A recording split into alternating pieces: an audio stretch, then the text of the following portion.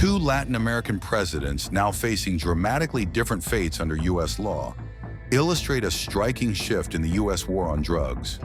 On one side, former Honduran leader Juan Hernández, once sentenced to 45 years behind bars for orchestrating a massive cocaine trafficking conspiracy, walked free this week after receiving a full pardon from U.S. President Donald Trump.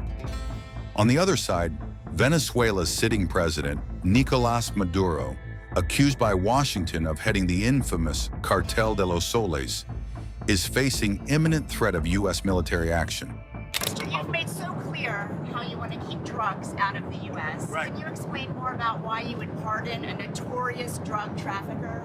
Well, I don't know who you're talking about. Which Juan one? Hernández. Well, I was asked by Honduras, many of the people of Honduras, they said it was a Biden setup. I don't mean Biden. Look, Biden didn't know he was alive, but it was the people that surround the Resolute desk, surround Biden when he was there, which was about very little time.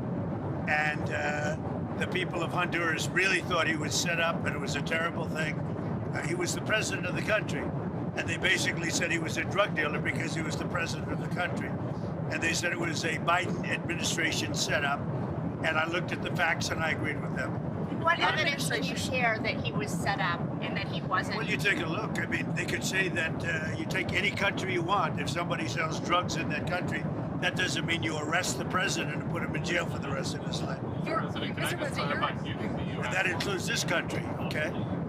To be honest, I mean, if somebody does something wrong, do you put the president of the country in jail? They said it was a Biden setup.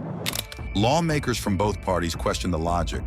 How can one alleged drug kingpin be pardoned, while another is threatened with bombs and boots on the ground?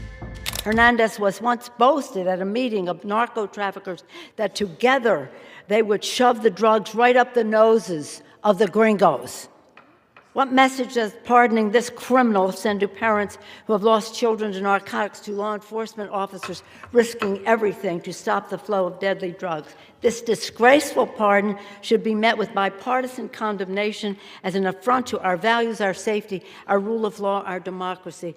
Or those who do not join in that condemnation are either pro-crime or do not care. It's another reminder, the American people must be vigilant. The fucking hypocrisy of Donald Trump. He has a third of our military in the Caribbean, supposedly to prevent drugs from coming into America, and at the same time, this morning, pardons one of the most notorious drug dealers in Central America, the former president of Honduras, convicted of sending 400 tons of cocaine into the United States. What a disgrace. A country I lived in when I worked with Jesuit missionaries in 1980 and 81. In a landmark criminal prosecution, he was convicted by a jury in an American federal court of a massive conspiracy to traffic more than 400 tons of cocaine into the United States while he was president of this very poor country. Trial testimony included a witness who quoted Hernández saying that he wanted to shove drugs right up the nose of the gringos, and they're never even going to know it. The case against Hernández began when Donald Trump's Department of Justice prosecuted his brother Tony in 2019. During that trial and the subsequent trial of the former Honduran president in 2024, evidence showed that President Hernández led a conspiracy to distribute cocaine in the United States, engaged in serious firearms offenses, and collected millions of dollars in bribes from some of the most dangerous criminals in the world, including Joaquin El Chapo Guzman of the Sinaloa cartel. These actions coincided with a spike in violent crime in Honduras, rendering it for a time the most dangerous nation on earth, forcing many Hondurans to leave their country, some coming to the United States. The jury that heard the 3-week-long case against the disgraced former president convicted him on multiple offenses. He was sentenced to 45 years in prison. Last Friday, the day after Thanksgiving, President Trump announced that he would pardon this notorious narco-trafficking kingpin after just 1 year serving his 45-year sentence in a federal penitentiary in West Virginia.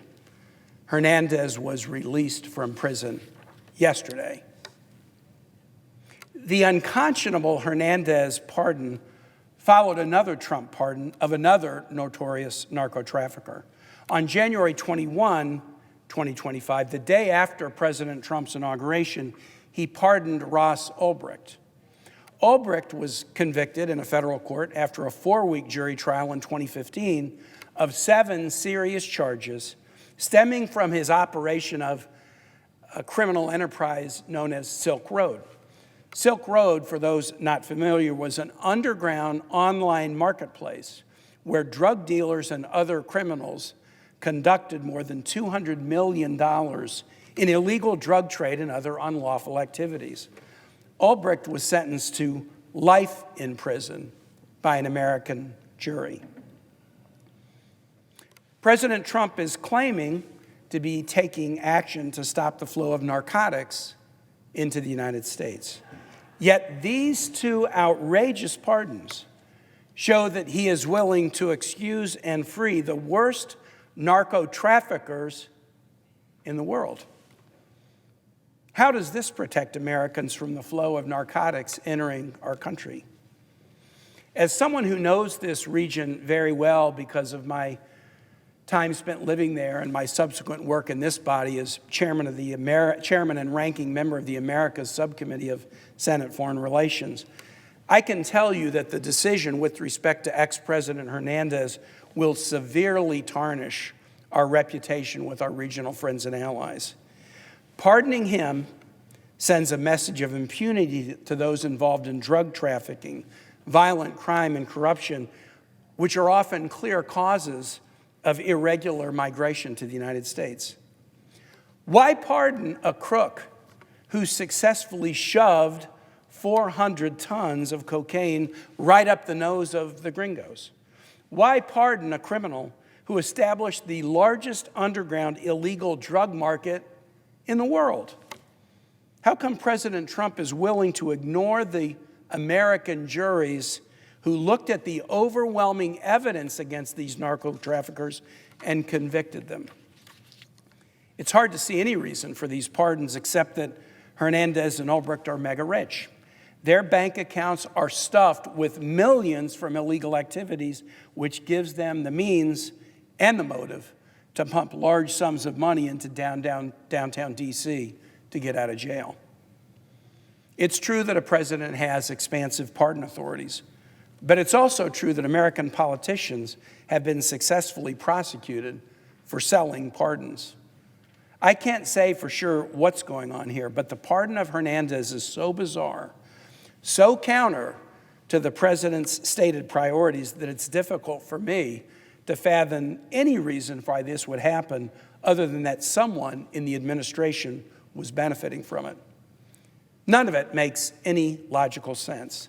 I hope that our justice system is up to the task of finding the real story behind these pardons, especially since President Trump has a track record of pardoning those who have contributed to them.